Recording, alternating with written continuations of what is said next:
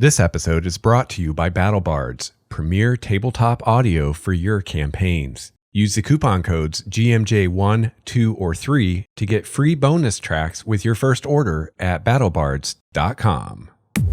Starwalker Studios presents Game Master's Journey, your multi-dimensional RPG podcast.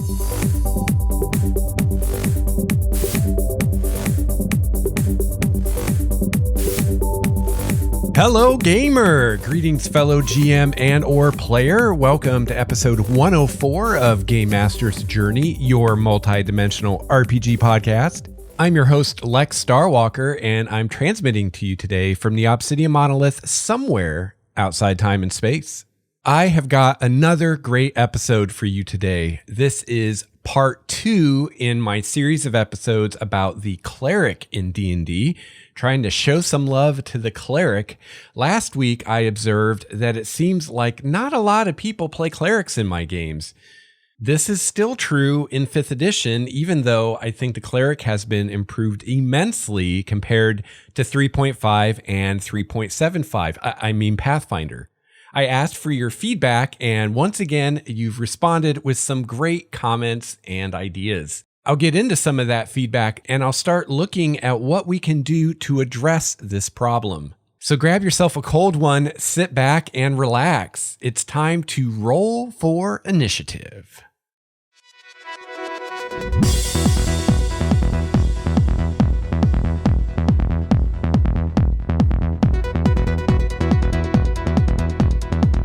Welcome to the listener feedback segment of the show, and today I'm talking about the Cleric in D&D again, and I got a lot of great feedback from you about episode 103 when I first presented this issue.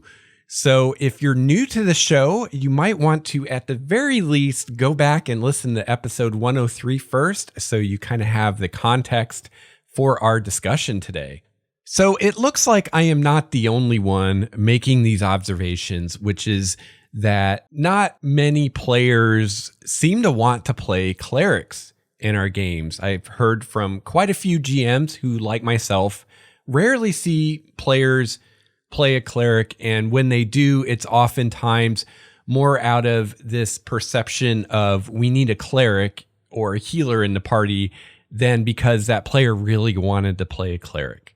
So I'm going to get into some of this feedback, and I think we're going to start seeing some of the reasons why this might be happening. So Waylon commented on the episode on the website over at starwalkerstudios.com, and he says, Lex, for the longest time, one of the reasons I did not play Cleric is that various groups I've played with have treated clerics like a walking med kit and expected them to stand back and heal when needed. They ignored that clerics are pretty good frontline combatants and pretty strong casters beyond healing, especially in 3X and 5th edition. In general, the cleric character was treated more like a sentient magic item than a character. So thank you for that feedback, Waylon, and this is very much in line with what I've seen at my tables and what I've heard various players talk about, what I've heard other GMs talk about, and what I've seen people saying in various places online. And I love how Waylon said that the cleric was treated like a sentient magic item. And that's very true. There are people out there who really think that the cleric should be healing in combat. Yeah, so Waylon is seeing the same trend that I am. He's citing some of the same reasons that may be behind this.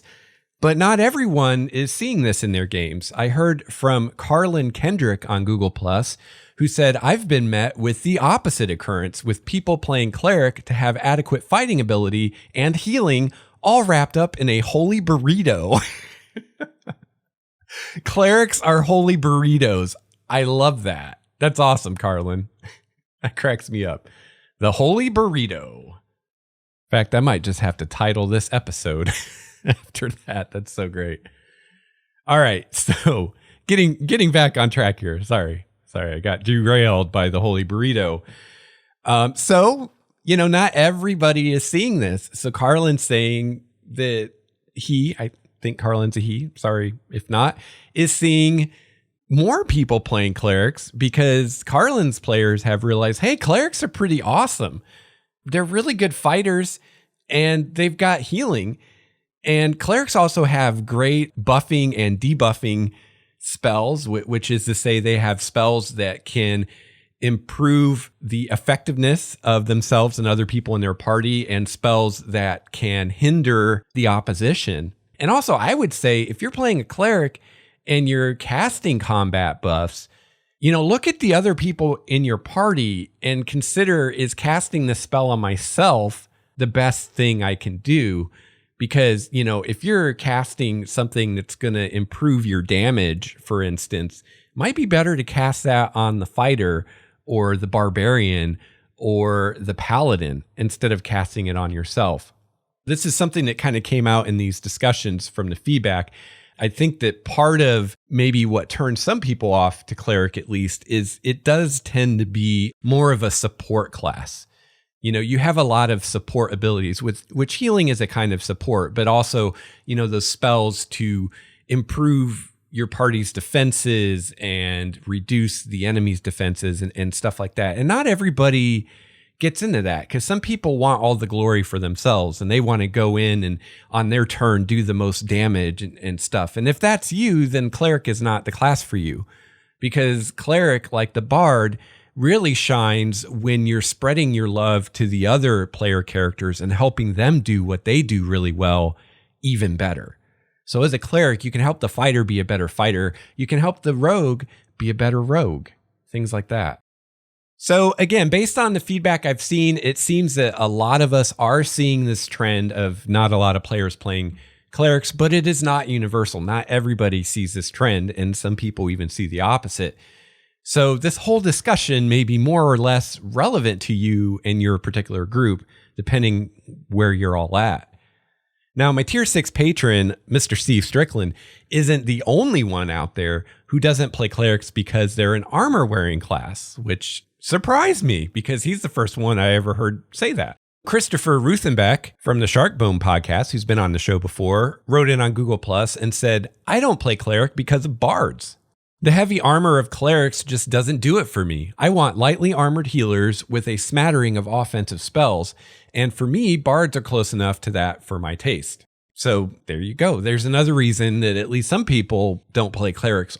So I know that Steve specifically is working on a homebrew archetype for cleric that he showed me, where he's giving the cleric a wisdom bonus to AC when they don't wear armor. So kind of similar to what the monk gets, or the barbarian, or the blade singer wizard. So that's definitely a way you can go. Now, one thing that's awesome, this has all been opinion and anecdotal up to this point, but Tyler Sy wrote in with some actual data for us, and I love data. He did a survey on what types of characters people are playing in 5th edition. So I'm going to have a link to this survey in the show notes for episode 104 at starwalkerstudios.com/GameMastersJourney/104. And I really encourage you to go take the survey. It will take you like 2 minutes to do. And, the more people that take the survey, the more data points we get, the more worthwhile it is. So he says, "Lex, I'm a new fan of your podcast and I really enjoy the content you put out. Thank you, Tyler. Welcome to the show. I thought you might want to know I did a small survey a few months ago of D&D 5th edition players, which garnered 248 responses. So 248 responses, that's a good sample size. Like we can definitely draw some conclusions from this. Out of those, so 248 total, 19 were clerics. So considering that there are 12 classes to choose from, we would expect about 21 clerics out of 248 characters. So basically what we're saying here is that if everybody chose each class an equal number of times, then we would have had 21 clerics and we had 19. So, that's a little bit lower than if it was an even spread. But as Tyler points out, it's not a huge difference. In fact, the barbarian, bard, and druid were all less popular than the cleric, with 17 barbarians, 15 bards, and 14 druids. So that's interesting, but I don't know that alone would discount clerics being unpopular, because barbarian, bard, and druid aren't core classes. Cleric is one of the 4 core classes. So this might not be true, but I would think that if you had a survey like this, the 4 core classes of fighter, wizard, rogue, and cleric should be towards the top of the most the most popular classes. I don't know if that's true or not. Tyler says, as for me, I usually run games and don't get the chance to play, but my favorite class without a doubt is the fighter. The most popular class was the rogue with 38 respondents. Now that is surprising to me. Well, it is and it isn't.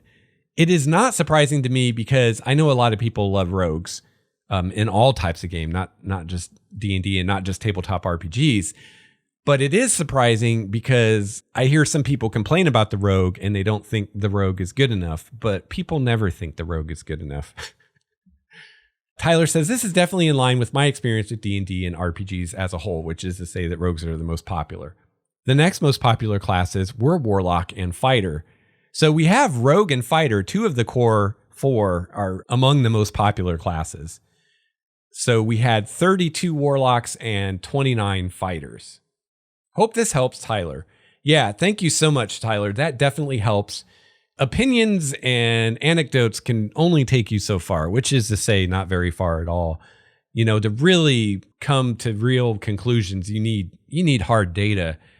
And this is great. This is showing us some interesting things. You know, the cleric is a little bit lower than it should be if it was an even spread. And it's even lower than what I think it should be, considering that it's A, one of the core 4 classes, and B, it's one of the most powerful classes in the game, especially at high level. I'm curious where Wizard was in here. He didn't mention the Wizard. I would think that the Wizard would be one of the most popular classes. So again, head on over to the show notes at starwalkerstudios.com and take Tyler's survey. It's still up. You can still take it. And let's get some more data points.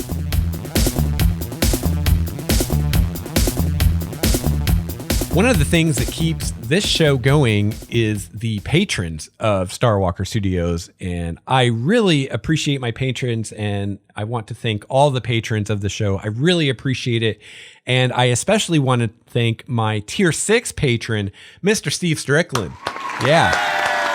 Yeah.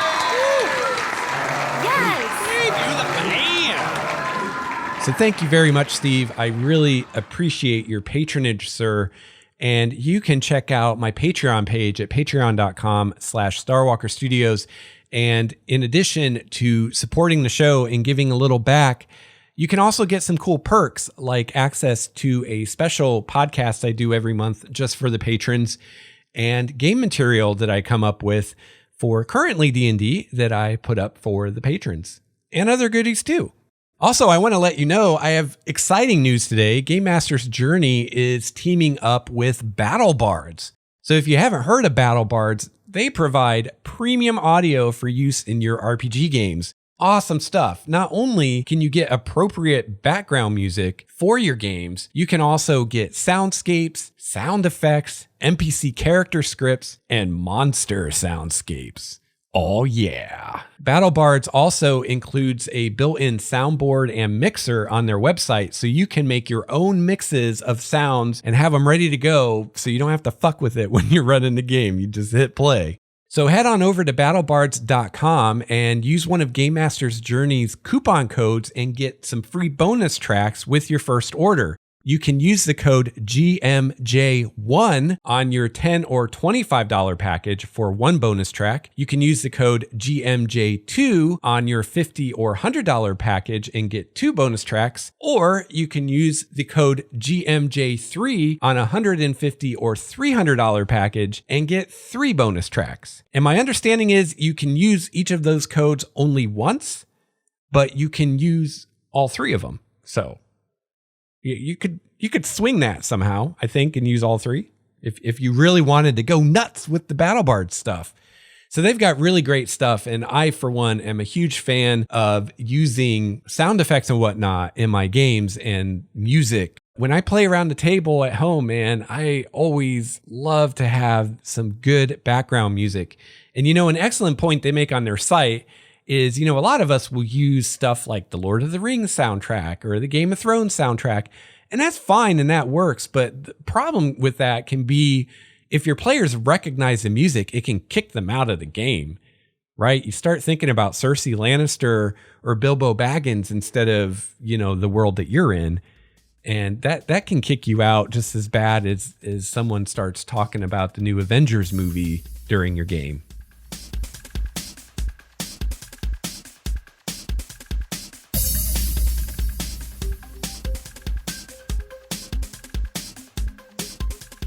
All right, for the main topic today, we're talking again about the cleric in D&D. Last week, I talked about if the cleric is an underappreciated class, which I think it is, at least with the players that I've encountered. And if so, why that may be. And we came up with some reasons. So now we're going to move to the next stage of this discussion, which is to start thinking about what can we do about this? Okay, we've identified a problem, at least for some of us, which is, players aren't digging the cleric like we would like them to. What are we going to do about it? How do we fix this? So I have a few ideas here. My first idea is we could just get rid of the cleric altogether. If people don't want to play it, if people don't like it to play it, instead of trying to figure out ways to make them play it or entice them to play it, maybe just get rid of it. So, what are the consequences of getting rid of the cleric and how would we go about that? Well, the first thing is if you get rid of the cleric, then you got to think about, well, what am I going to do with the gods in my world?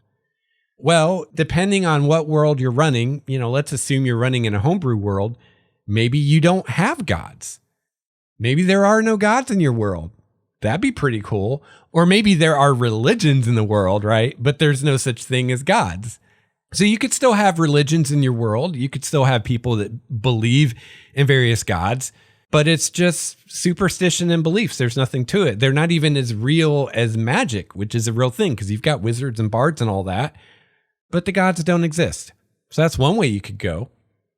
Or you could say that the gods exist, but they don't get involved with human affairs. They don't answer prayers. They don't grant spells. They don't give a crap because they've got bigger problems and they don't care about humans and elves and dwarves. And if you go that route, at that point, the gods either become just a plot device that you use as a GM when they actually do something that has ramifications on the prime material plane, and or they're just unknowable forces that exist out there. So that's another way you could go. Personally, I think D&D would actually be a better game without the distinction or the dichotomy of arcane versus divine magic. I think if D&D were a game where magic is magic, no matter the source, I think that would be a much better game. Or maybe we just categorize magic based on schools as opposed to arcane or divine. And if you look at the player's handbook, I think we're kind of moving that way. It's been this way for a long time, but if you look at, quote, cleric spells, they have schools, just like wizard spells. And this was true in second edition. You could look at the cleric spells and it would also give you the school of magic, just like it were a wizard spell, which is weird because clerics don't think about schools of magic, or at least I've never seen anything anywhere in any of the editions of D&D that I've read that said anything about clerics and schools of magic together. And if you ask me, this dichotomy, this distinction we make between is it arcane or is it divine magic is completely artificial and superficial, especially in 5th edition. But I think it always has been because, like I said, even in 2nd edition, cleric spells had schools of magic associated with them. Nowhere else in the game does it matter where your magic comes from. The only time it matters where that magic comes from is when you're talking about the difference between divine and arcane magic. So if you're talking about the lightning bolt spell, it doesn't matter if a bard casts it. It doesn't matter if a wizard casts it. It doesn't matter if a sorcerer casts it. It doesn't matter if a warlock casts it. It's a fucking lightning bolt. It doesn't matter. And in 5th edition, this is even more true because when you look at the spells in the book, yes, they're on different classes spell lists, so lightning bolt, might be on the bard spell list, might be on the sorcerer spell list, but it's not a bard spell. None of the spells are a particular class's spell. They're just spells, and then different classes get access to them. In previous editions of the game, you had this idea of, oh, this is a cleric spell, or this is a wizard spell, or this is a ranger spell. And in 5th edition, we don't really have that anymore. I mean, we do have, there might be a spell that's only on the paladin list. So you might say, well, that's a paladin spell because it's only on the paladin list. But it's not really explicitly said in the game, this is a paladin spell, right? It's just a spell and paladins have access to it. And maybe in your homebrew world, there's a cleric domain that gets that spell, or maybe a wizard can get that spell. So I feel like this whole distinction of arcane versus divine magic is really not needed. And it's just something that was slapped onto the game to validate the cleric and to make the cleric special. Why can't we have a game where magic is just magic, like the Wheel of Time? In the Wheel of Time series, magic can be used to heal. It doesn't have to come from a deity for it to be able to heal people. And the answer is, well, if we let wizards heal people, then that's kind of the cleric's thing. Now, what can the cleric do? That's something we got to think about. If we're going to take cleric out of the game, what are the ramifications of that? Now, D&D, get into a little history here, grew out of the swords and sorcery tradition. And there were no clerics nor much religion in that tradition in those sources. So where did clerics come from? Well, I think clerics are part of the game more because of Gygax's religious agenda and fascination with the Crusades than because swords and sorcery or the game of D&D had any real need for clerics. In recent years, I think D&D has been making the same transition that I've seen in MMOs, which is moving from a model where you have a dedicated healer in the party to a model where every character heals herself. We see this in 5th edition in the form of the short rest. So I think we could take this one natural step further by removing the arcane/divine distinction and just giving all spellcasters potentially access to healing magic. Just healing, all the spells are just schools of magic. So I think resurrection is necromancy. So it's like, well, if you're a necromancer, you can resurrect people. And you might want to think about, if you go this route, how you're going to do that. Are those cleric spells just up for grabs for anyone? Or maybe you have to, maybe as a wizard, you only get access to the cleric spells of your specialty school. But then what do you do with warlocks and what do you do with sorcerers? So, that's something you'd have to figure out for yourself. I think me personally, if I went this route, I would just go through all the cleric spells and I would first look at, are any of these spells found in other spell lists already? Take note of that. And then just go through all the cleric spells and decide, okay, who all should get access to this spell, and just start adding them to the other classes' spell lists. Then at that point, you also got to decide, what are you going to do with the paladin if you get rid of clerics? I think paladin, you could just leave as is. And if, depending on what you decide to do with the gods in your world, decide, you might need to reskin the paladin a little bit, but I don't think you really need to change anything mechanically. So, if your gods are unknowable forces or whatever, you could still have the paladin.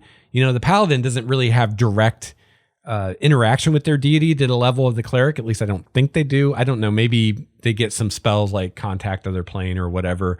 So you might want to limit some of the paladin abilities, if there are any, that involved interacting with the deity directly, because that might not work. But then I guess you probably already took those spells out anyway, if your deities can't be interacted with. Or in a world where there just are no deities, well, maybe the paladin's powers come from somewhere else. Maybe they come from an outer planar creature of some kind, or a powerful fae, or, depending which oath they go for, you could probably find some other source of that power other than a deity. So the cleric class itself, you either could just remove from the game entirely, or you could reskin it as more of a battle mage type character. If everybody's getting access to the cleric spells now, or you've divvied up all those cleric spells among the other classes, then take the cleric and maybe grab some spells for the cleric from some of the other classes, so it's even Steven all the way around. You might find that cleric is still attractive to players as a spellcaster who can wear armor and be more of a frontline fighter than like the wizard. But then you got to think about how are you going to balance the wizard and the cleric? Because if you give them access to the same spell list, then everybody would just play a cleric. So there's got to be some kind of limitation on the cleric side compared to the wizard to keep them balanced. So maybe, you give them some of the wizard spells, but not all of them. I don't know. It'd be a sticky mess, I'm sure. And that's the downside of this solution is it's a lot of work. You're going to have to completely redo parts of the game. You're going to have to either remove the cleric and maybe the paladin too from the game and then redistribute the cleric and paladin spells elsewhere.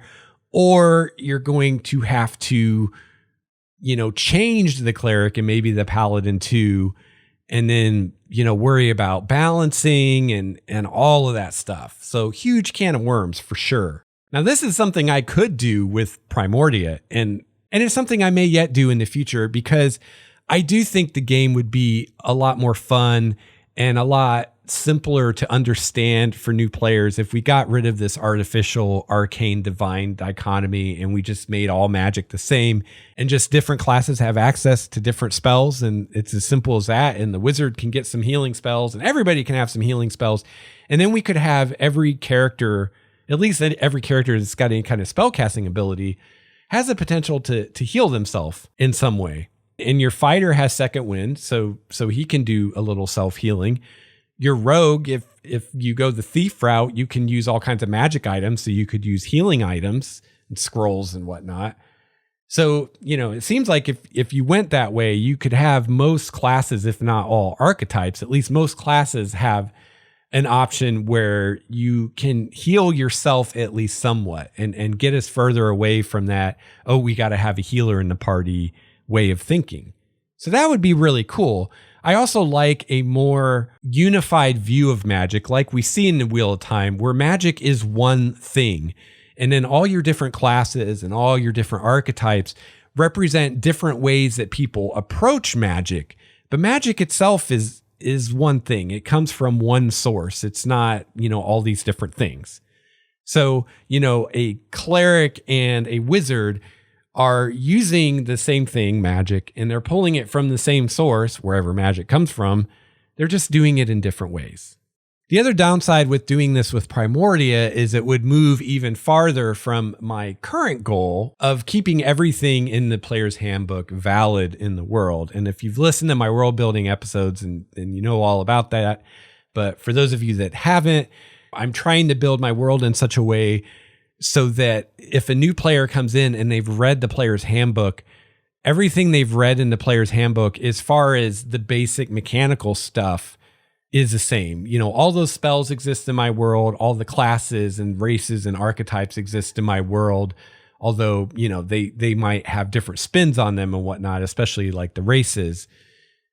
So if I've got a player that really wants to play an elf rogue, they can do that. And I'm not like, oh no, there aren't any elves in my world, or there aren't any rogues in my world, or, well, my rogues are all demons, or, crazy stuff like that.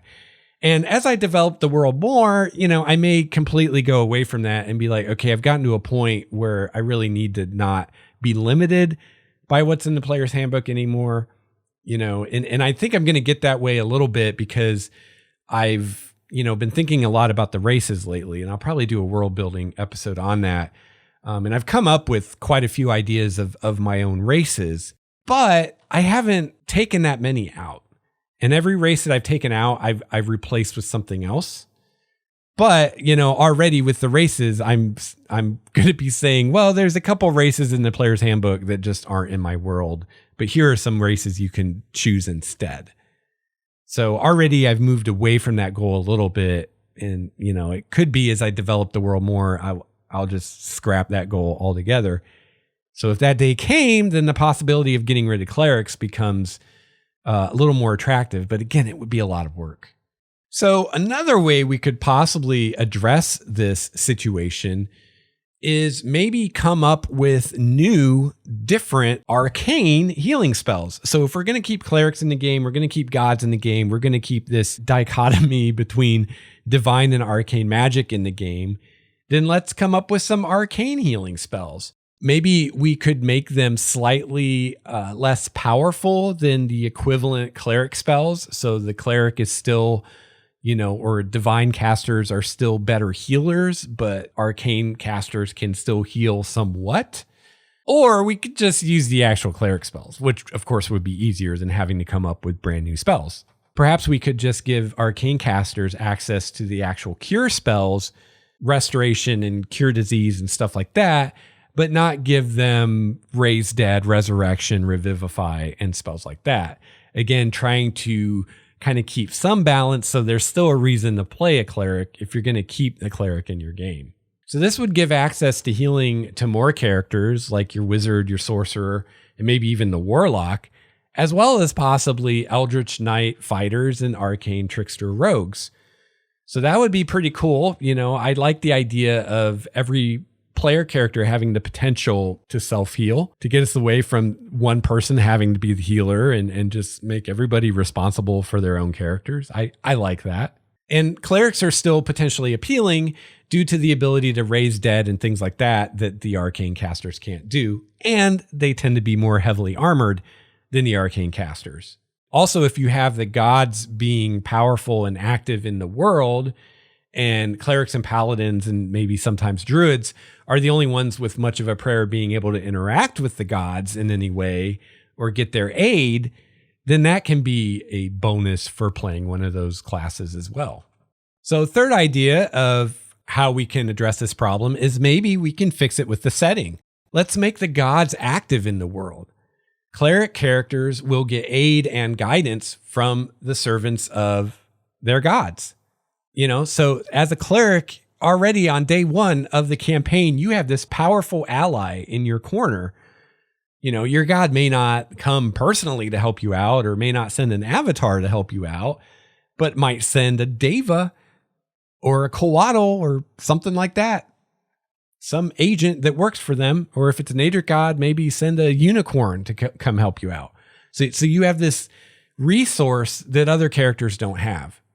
Another way you could address this in your setting is to say that a PC with the relevant spells is the only reliable way to bring a player character back from the dead.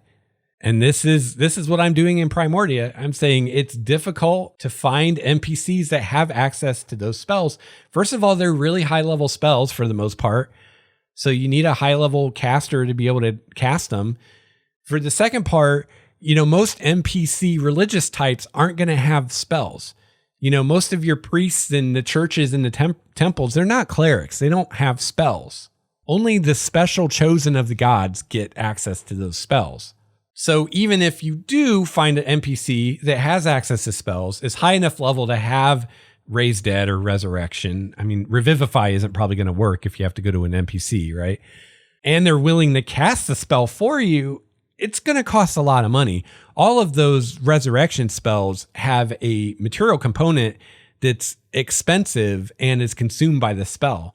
So at the minimum, you're going to have to pay for that component. And, if you're going this route of using this as a way to make the cleric more attractive, I would highly encourage you to have your NPCs charge a lot of money to cast spells like Raise Dead and Resurrection for the player characters, far beyond the cost of the material component.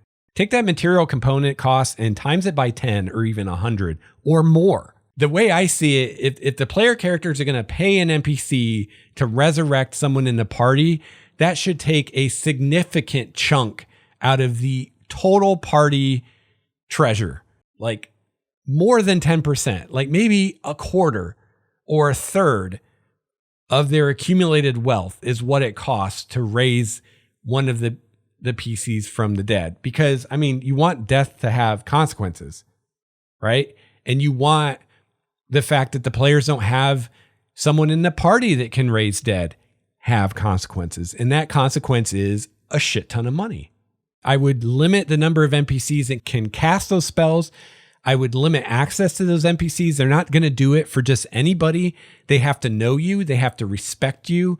They have to consider you a good person that's fighting the good fight and doing things they want to do. And even then, they're probably going to want a lot of money, and they may even want something else from you. Like you have to go do some quest or something for them to do it. Another way that we can address this in the setting is to make the gods relevant to all the player characters, not just divine characters. If all the PCs have to deal with the gods in some way, then a player who's playing a cleric or even a paladin doesn't see being involved with the gods as a drawback, because it's like, well, the gods are going to be meddling in my life no matter what class I play. At least if I play a cleric, I've got some say in the matter and the gods actually like me, or at least one does. And in this scenario, then clerics and to a much lesser degree, paladins would get some preferential treatment from their particular god, and I would say the gods in general, because they're a chosen of a deity and they're special and they actually work towards the purposes of this particular god. So that particular god is going to respect them more than your average PC, is more likely to help them out. And other gods that are allied or friendly with that god, or even just other gods, will feel similar ways, though to a lesser degree maybe. So all the PCs have to deal with the gods, but the clerics get better treatment from the gods, they get better rewards, and they get favorable attention and things like that. So I really think of all the possible ways that we can try to address this, I really think the setting aspect is really where it's at, and where we can really do a lot of good for the cleric without having to remove it from the game or completely change the way it works or anything like that. And so in the next episode in this series, I'm going to be talking more about what I'm doing in my specific homebrew world of Primordia to try to make the cleric more attractive. So I've got one other idea of ways that we can help out the clerics and make them more appealing to players. And that's how we set expectations as a dungeon master. Remind the players that everyone is free to play their character as they wish. Tell them don't assume the cleric wants to be a healer. You guys need to talk about this. And just because someone says I'm playing a cleric doesn't mean they give up the right to play their character however they want. Just like you can play your fighter however you want, and we're not going to sit here and tell you, which of your fighter abilities to use. The cleric player can play his character however he wants to. Also tell the players that every player should think about how they're going to heal their own character. They need to take that responsibility onto themselves. Don't just shovel it off on one player. They can do that using a combination of short rests, long rests, various class abilities, potions, magic items, etc. Potions of healing are on the equipment table of the player's handbook for a reason. As a DM, you should be giving your players access to those. Now, granted, at beginning characters at first level, it's not much use because they're 50 gold a piece. So at most, a player might be able to afford one starting out. But after they've done some adventures and they've accumulated some treasure, they should have enough gold that each player can go buy a couple, 2 or 3 potions. And you should make those available. Don't make them available everywhere. But in a world where people can make healing potions, they would be everywhere. Anyone who could afford one would have one. I mean, think about it. If you could have a bottle of magic water that would cure you of anything from a hangover to a broken leg to a concussion, you probably have one, right? Even if it was expensive, if you could afford it, you would have one of those fuckers. You'd probably have quite a few of them. I know I would. I'd have one in my car. I'd have one at work. I'd have one at home. I'd have one I just carry with me all the time. I mean, that's the way it would be. And, depending how you do it in your world, you don't necessarily have to be a cleric or even a spellcaster to make a healing potion. You could be some kind of alchemist or apothecary or something like that. So if you're not comfortable with allowing PCs to buy magic items in your campaign or in your world, you could say, well, the standard 50 gold piece, the lowest power healing potion doesn't have to be made by a spellcaster. They can be made by apothecaries, NPCs, not PCs, but apothecaries and things like that. And so, unlike other magic items, you can find those for sale because, again, it just makes sense that they would be for sale anywhere that there were people that could afford 50 gold to buy one. So any decent sized town or city, you're going to be able to find healing potions. So let your players have access to that. Again, it's a great money sink. People complain there's not enough money sinks in 5th edition, which I don't agree with. I think people just don't use the ones that are there properly. For instance, letting your PCs buy healing potions. 50 gold a pop, man. That's going to eat up some gold, especially at the lower levels. Basically, at the levels that the standard healing potion is relevant and it's worth carrying them around, that 50 gold is going to mean something. Once your player characters get to the point that 50 gold doesn't mean anything to them anymore, unless you're being crazy with handing out the treasure, which is another problem that you need to address. But once they get to the point where they're like, oh, I don't care, 50 gold, whatever, then that 2d4 plus 2 healing probably isn't much either. And they're needing more powerful healing potions. And then you can decide, are those going to be readily available or not? I don't think they'd be as available as healing potions just because, if you look at stats in the monster manual for NPCs, unless you're a player character, the normal healing potion is going to be more than enough to heal a merchant or a peasant or a noble or anything like that. So the only people that are really going to have any interest in those more powerful potions are going to be adventurers. So they're going to be much harder to find, to buy, if that's even possible in your world. And again, this is all in the rules. The books recommend letting uncommon magic items be available for purchase. And that is literally only potions of healing, potions of climbing. And by potions of healing, I mean literally the potion of healing, not greater healing, not superior healing, just potion of healing, potion of climbing, and I believe spell scrolls for cantrips are the only uncommon items in the game that I'm aware of. So, letting your players buy potions of climbing and healing and scrolls for cantrips is not going to break your game. And again, I brought this up last week, but the main use of healing in combat is just to avoid PC death.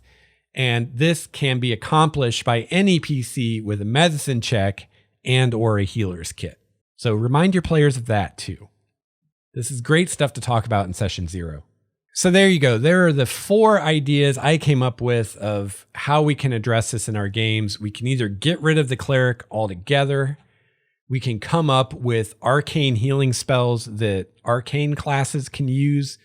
We can fix the cleric in our setting by making them more attractive classes to play. And or we can set better expectations among our players as a dungeon master. You can do that in session 0, or if your campaign's already going, you can do it now.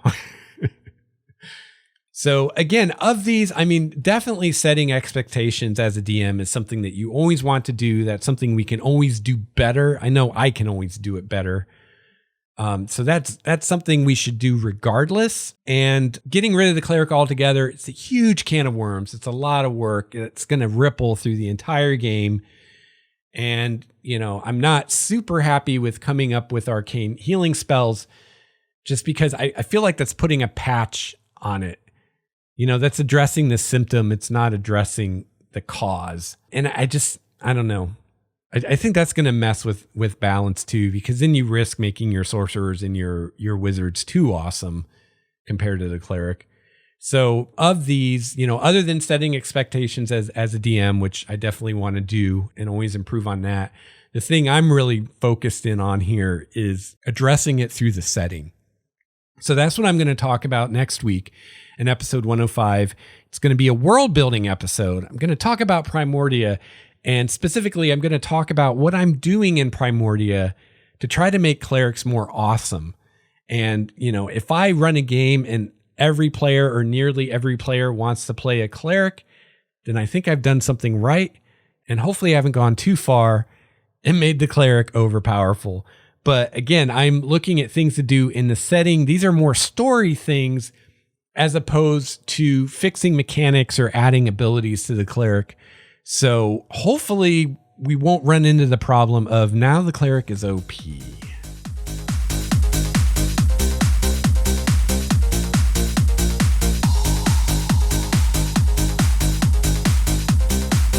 One of the best things about this podcast is the feedback I get from listeners like you. I would love to hear from you what you think about today's topic, what you think about any topic I've talked about on the show, or if you have an idea for a topic for a future episode, or you just want to say hi. Visit my website at starwalkerstudios.com. There you can find the show notes for all the Game Master's Journey episodes. You can also find the other podcasts I produce there. Within the show notes for Game Master's Journey, you can find a link to my YouTube channel where I do D&D actual play. You can find a link to the Google Plus community for Game Master's Journey, where you can join in with other listeners of the show and other gamers and GMs and ask questions and share ideas.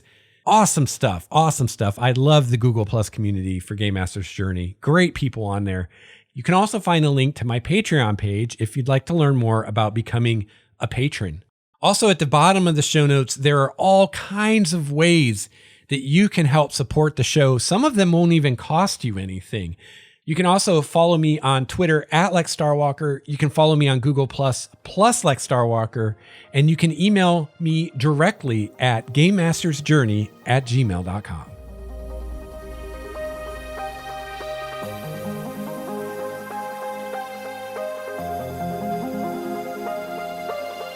All right, well, that's about it for episode 104 of Game Master's Journey. Thank you so much for tuning in. Thank you for listening. Thank you for downloading the show. I really appreciate it. And thank you to all the patrons, everybody who donates, everybody who uses my Amazon referral link, everybody who uses the Audible trial, who uses my Battle Bards codes. I really appreciate all the ways you guys support the show. Thank you to everyone who leaves reviews. Thank you for everyone that retweets my tweets on Twitter. Just all the stuff you guys do. I will bore everyone to tears if I list all the things people do to help me out, and I really appreciate it. I hope that you've enjoyed the second part of my discussion on the Cleric. Please let me know what you think. Please let me know any ideas or feedback that you have. The more people that contribute, the better these discussions get. So I hope you have a chance to play your favorite RPG this week. I hope you play a Cleric. I'll be back soon with another episode of Game Master's Journey. Until then, game on. This has been a Starwalker Studios production, your source for quality gaming and hobby podcasts. This episode's music provided by Cloudwalker, Renfield, Stanko, Transboy, and Ish. Please see the show notes for more details at starwalkerstudios.com/Game Master's Journey.